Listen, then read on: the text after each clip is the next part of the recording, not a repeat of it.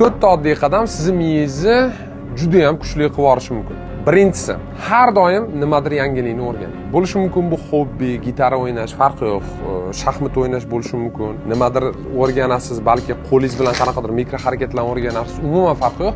Yangi narsa o'rganganingizda sizni miyangizda qo'shimcha sinaptik bog'liqliklar, ya'ni sizni miyangiz to'qimalari bir-biriga nisbatan kuchliroq bog'lanadi va yangilari paydo bo'ladi. Ikkinchisi, bu ko'proq kitob o'qing. Kitob o'qish jarayonida miyani 17 ta zonasi birdaniga ishlab tasavvur qilyapsiz. Miyani juda ham katta qismi aynan kitob o'qish jarayonida, nimadir eshitish jarayonida emas, nimadir ko'rish jarayonida emas, aynan o'qish jarayonida mana shu narsa yuzaga keladi. Shuning uchun ko'proq kitob o'qing va imkon qadar bardavom bo'ling kitob o'qishda. Uchinchi qadam bu analitik fikrlash. Ehtimol siz shaxmat o'ynarsiz har kuni, ehtimol siz kimdir bilan suhbat qurarsiz. Qanaqadir qiyin mavzularni jiddiy yo'nalishlar bo'yicha razbor qilarsiz, ya'ni detallarga borib chiqarsiz. Farqi yo'q.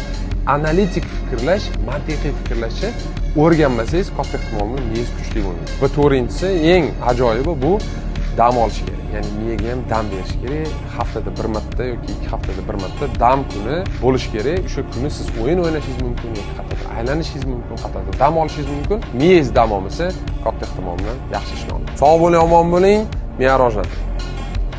Пока-пока.